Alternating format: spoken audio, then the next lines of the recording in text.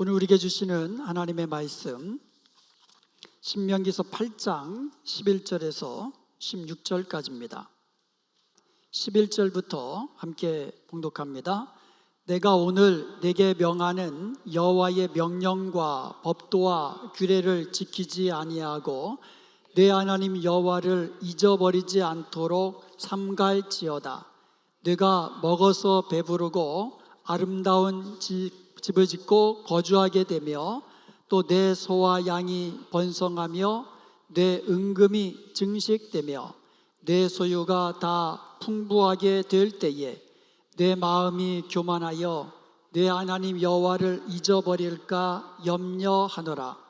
여호와는 너를 애굽 땅 종되었던 집에서 이끌어내시고 너를 인도하여 그 광대하고 위험한 광야 곧 불뱀과 전갈이 있고 물이 없는 간조한 땅을 지나게 하셨으며 또 너를 위하여 단단한 반석에서 물을 내셨으며 내 조상들도 알지 못하던 만나를 광야에서 네게 먹이셨나니 이는 다 너를 낮추시며 너를 시험하사 마침내 네게 복을 주려 하심이었느니라. 아멘. 한번 따라해 봅시다. 마침내 복을 주시는 하나님. 마침내 복을 주시는 하나님. 광야 사막길 그러면 여러분 무엇이 떠오릅니까? 동서남북 모래밭, 그리고 물이 없고 양식이 없고 거기다가 도처에 예측할 수 없는 위험도 깔려 있는 것이 광야 사막길입니다. 때로는 우리의 인생도 예측할 수 없는 그런 고난의 문제와 위기와 또 위험들이 찾아올 때가 많이 있습니다. 원치 않는 그런 일들이 찾아오잖아요. 그래서 우리의 인생길을 흔히 광야길이다라고 비유를 합니다. 하나님이 사랑하는 자녀된 우리가 항상 평탄한 길로만 걷게 하시면 얼마나 좋을까요? 그렇지 않아요? 근심 걱정 없고 또 위험도 없고 그런 길로만 평탄대로만 걷게 하시면 얼마나 좋을까요? 그런데 때로는 실제로 우리의 삶을 보면 고난의 문제, 위험한 문제들 이런 때가 얼마나 많아요. 예기치 않을 때에 갑작스럽게 찾아오곤 합니다. 그렇다면 하나님은 왜 우리를 평탄대로만이 아니라 때로는 우리의 인생길을 광야 사막길과 같은 고난의 길로 인도하실까요? 오늘 본문에 보면 하나님이 이스라엘을 광야길로 인도하신 목적이 나옵니다. 16절을 다시 한번 보겠습니다. 이는 다 너를 낮추시며 너를 시험하사 마침내 내게 복을 주려 하심이었느니라 말씀하고 있습니다. 여러분, 광야길은 하나님이 우리를 망하도록 내버려 두시는 길이 아닙니다. 광야길은 우리를 낮추시고 우리를 시험하시고 마침내 복을 주시기 위하여 하나님께서 이끄시는 길인 것을 믿으시기 바랍니다. 광야길은요, 사막에서 물을 내시고 딱딱한 반석에서 물을 내셨거든요.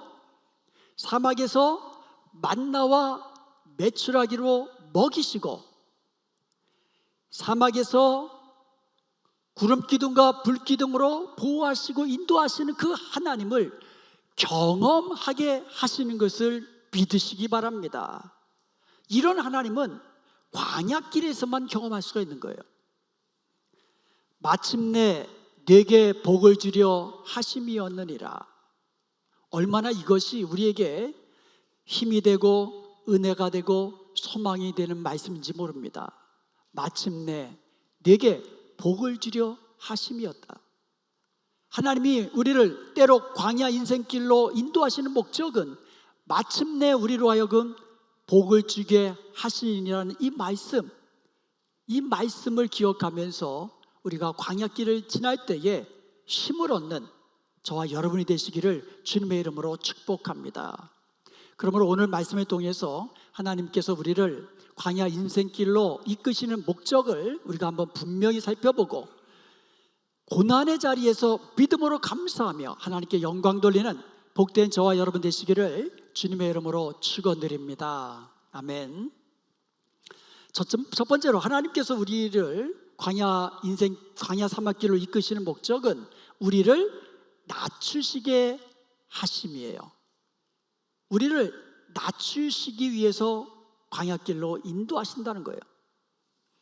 16절에 보니까 내 조상들도 알지 못하던 만나를 광야에서 내게 먹이셨나니 이는 다 너를 낮추시며. 이것은 2절 말씀의 반복입니다. 2절에도 보면 내 하나님 여호와께서 이 40년 동안 내게 광야길을 걷게 하신 것을 기억하라. 이는 너를 낮추시며.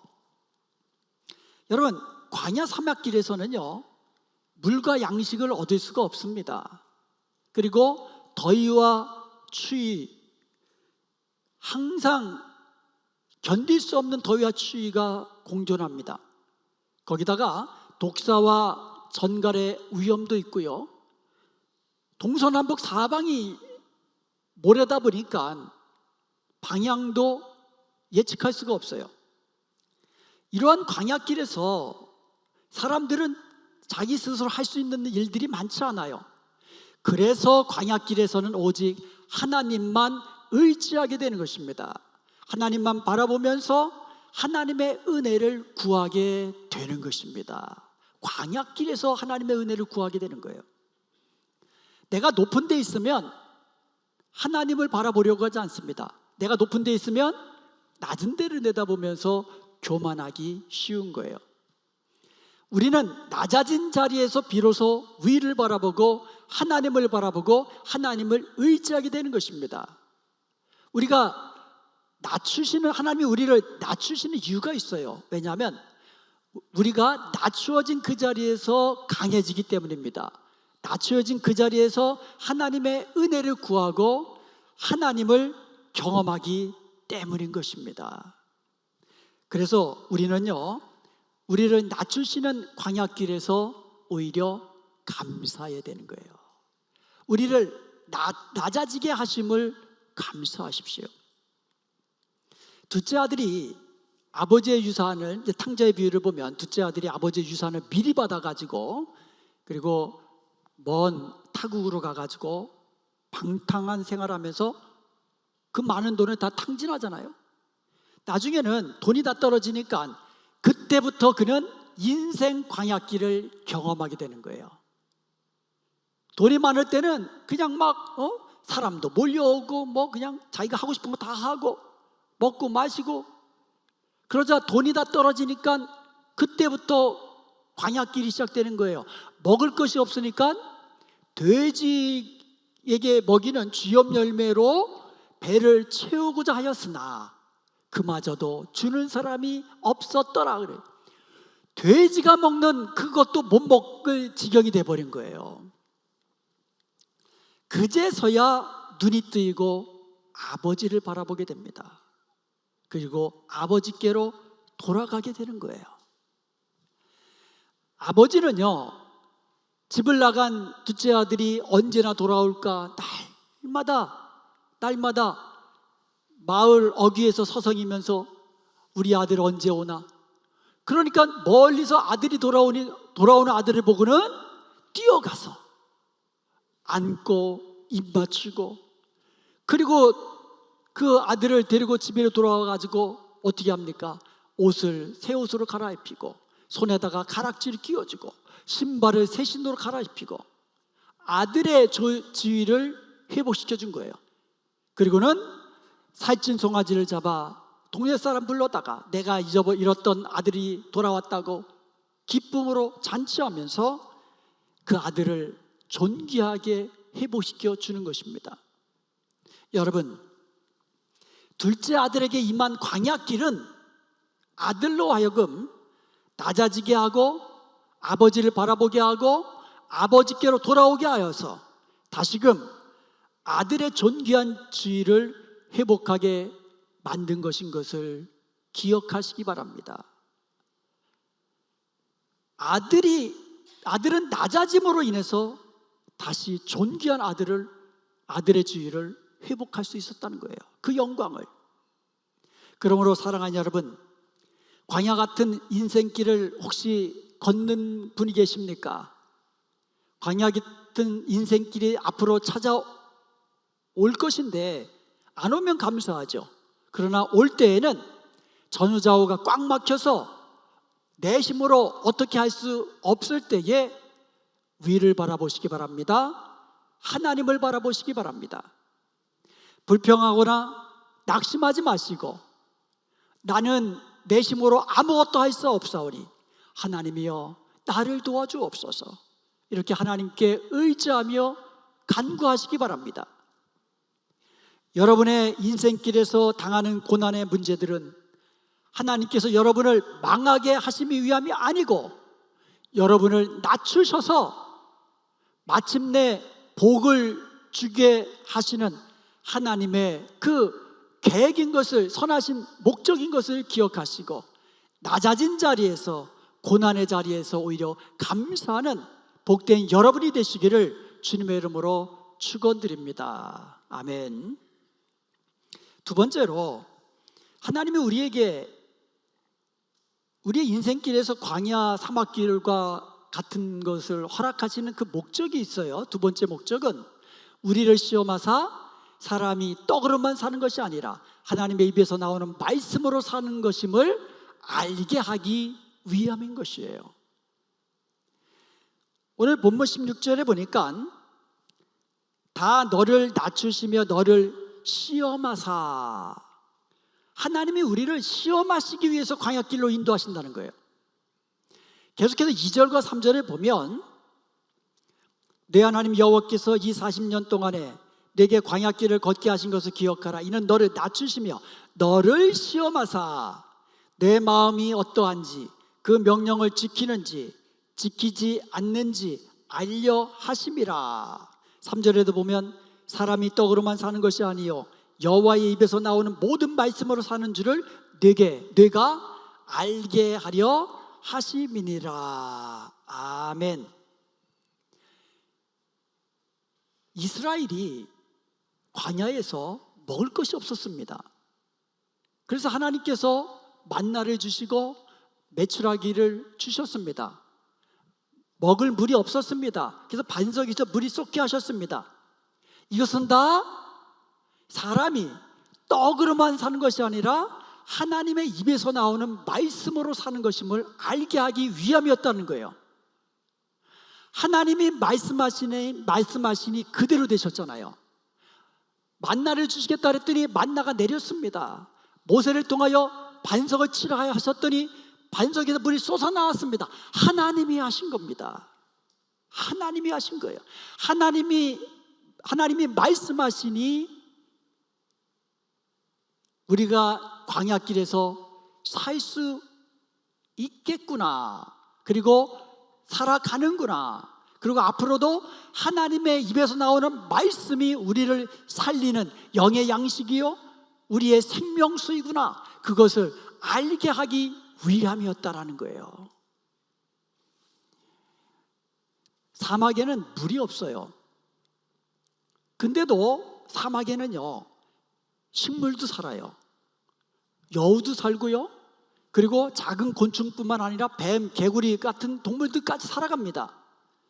아니, 그렇다면 사막의 식물들, 그 동물들은 어디서 물을 얻으며 생명을 유지하며 살아갈 수 있을까요? 그 답은 바로 이슬에 있는 거예요. 이슬에 그 비밀이 있는 거예요. 사막은요 낮에는 태양빛으로 인하여 뜨겁습니다. 그렇지만 밤이 되면 그 온도가 급격히 떨어집니다. 그래서 일교차가 심해요. 그래서 일교차가 심하다 보니까 밤과 새벽녘에 이슬이 맺히는 거예요. 식물들은 자기의 그 잎과 줄기에 맺힌 그 이슬을 스폰지처럼 빨아들여서 그 생명의 그 물을 얻는 거예요. 그리고 여우 같은 짐승은요, 바위나 그 식물에 내려 있는 이슬을 핥아먹으면서 하루하루 그렇게 생명을 유지하는 거예요. 작은 곤충이나 개구리도 마찬가지예요. 새벽 이슬에 의존해서 생명을 유지하는 겁니다. 즉 보이지 않게 내리는 이슬은 사막의 식물들과 동물들에게 있어서는 생명을 지탱하게 하는 생명의 원천인 것이에요. 그래서요, 성경 신명기 33장 13절에 보면 이슬을 하늘의 보물이라고 말하고 있어요. 그리고 잠언서 19장 12절에 보면 하나님의 은택은 풀 위에 이슬 같다고 말씀하고 있어요. 그리고 신명기 32장 2절에 보면 내 교훈은 비처럼 내리고 내 말은 이슬처럼 맺힌다라고 말씀하고 있어요. 다시 말씀드리면 하나님의 말씀은 비처럼 이슬처럼 생명의 원천이라고 말씀하고 있는 거예요. 하나님의 말씀이. 광야 사막길은요, 우리 인생길에서 생명을 주는, 우리가 광야 인생길을 갈 때 고난이 있죠, 아픔이 있죠, 고통이 있죠, 때로는 또 위험한 일도 당할 수가 있습니다. 그런 광야 인생길에서 우리에게 생명을 지탱해 주는 원천이 바로 하나님의 말씀, 이슬과 같은 하나님의 말씀인 것을 믿으시기 바랍니다.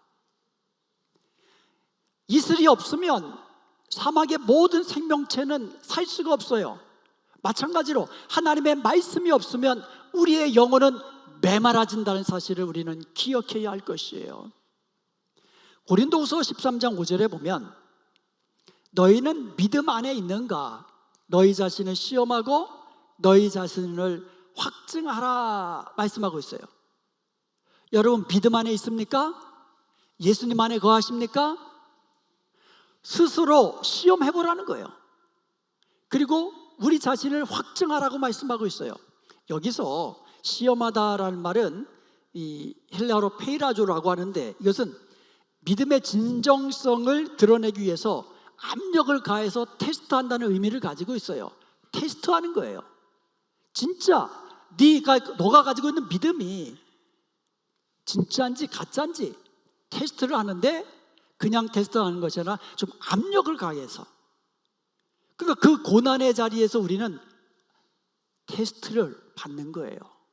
우리의 믿음을 시험받는 거예요. 그리고 확증하다라는 말은 헬라어로 도키마조라고 하는데요, 금속을 불에 달구어 가지고 진짜인지 가짜인지 판별해내는 그런 그 정련의 그 과정이거든요.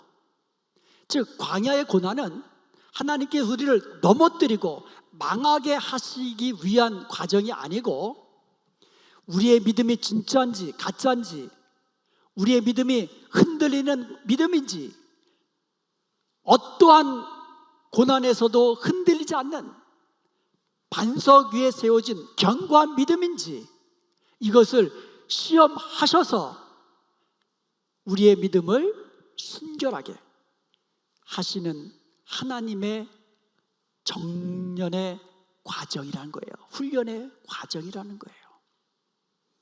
그러므로 광야길과 같은 여러분의 인생길에서 여러 가지 고난의 문제가 찾아오면 여러분 불평하거나 낙심하지 마시고 말씀 속으로 들어가십시오. 그리고 말씀을 붙잡으십시오. 그리고 그 말씀대로 순종하십시오. 그러면 그 말씀이 광야의 이슬이 생명을 보존시키듯이 여러분의 영혼을 살릴 것입니다. 그래야 마침내 복을 누리게 되실 것입니다. 그러므로 하나님의 말씀이 우리의 그 축복이고 우리의 능력이고 우리의 은혜이고 우리의 생명이신 것을 믿고 말씀에 따라 걸어가는 복된 성도들이 다 되시기를 주님의 이름으로 축복합니다. 아멘. 세 번째로 하나님께서 우리에게 광야 인생길을 걷게 하신 목적은 마침내 우리에게 복을 주시기 위함이라고 말씀하고 있어요. 오늘 본문 16절 한번 따라해 봅시다. 마침내 내게 복을 주려 하심이었느니라. 마침내 내게 복을 주려 하심이었느니라. 아멘. 하나님이 우리에게 광야 인생길을 허락하신 목적이 우리를 망하게 하심이 아니라고 그랬습니다. 하나님께서 광야에서 낮아지심과 또 시험하심이라는 과정을 통해서 마침내 복을 주려 하심인 거예요. 그냥 주시는 것이 아니에요. 여러분, 아무리 귀한 것도요, 그냥 주면 처음 받을 때는 감사하다 그러죠. 다음에 주면 감사한지 몰라요. 다음에 또 똑같은 것을 주면 왜 더 좋은 것 안 주냐고 그러죠. 그게 만나예요. 처음에는 야, 이게 꿀 같고 꿀 섞은 과자 같고 나중에는 질렸다 그러잖아요. 질렸다 그러잖아요. 그것 가지고 하나님 원망하잖아요.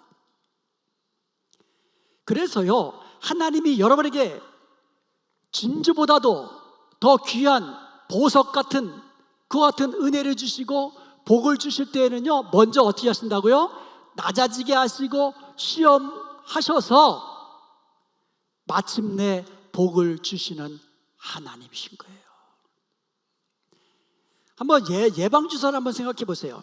여러분, 예방주사 맞을 때 그래도 좀 아프잖아요. 그리고 며칠 그냥 뻐근하잖아요. 그런데 아이들은 어때요? 예방주사 맞는다 그러면 기겁을 하고 막 미리 울잖아요.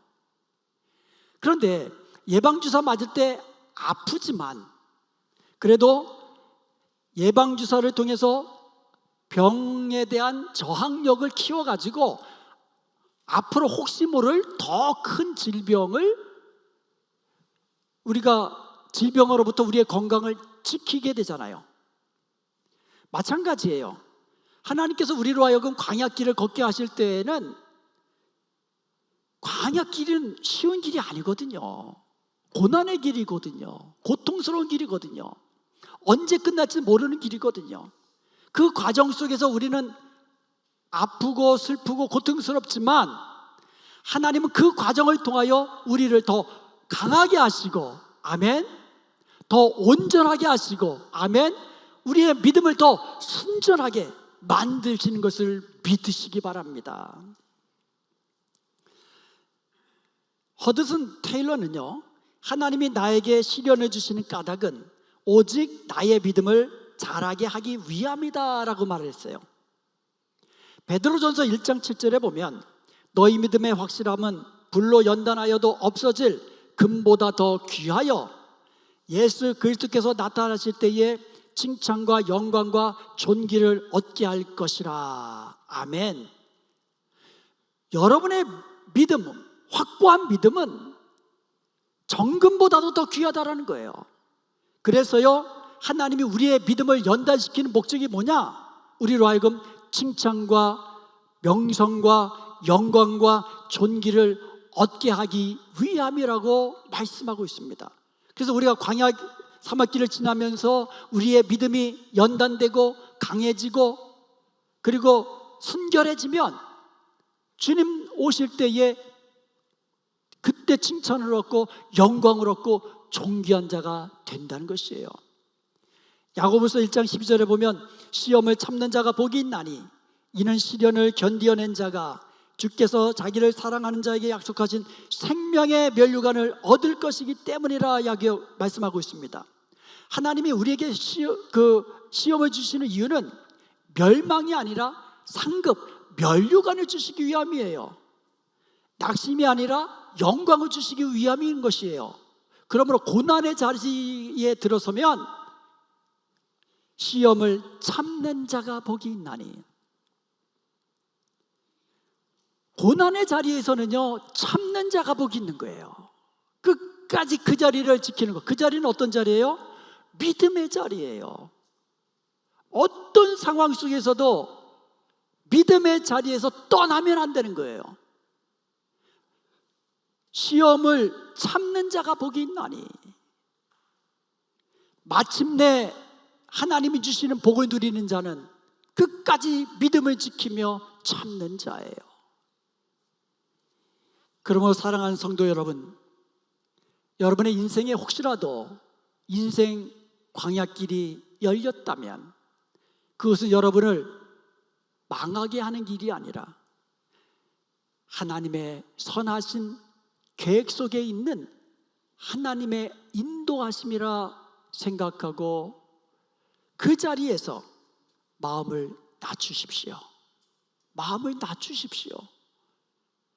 그리고 믿음을 시험하셔서 마침내 복을 주시는 하나님을 끝까지 믿음으로 고난의 자리에서 믿음으로 인내하십시오.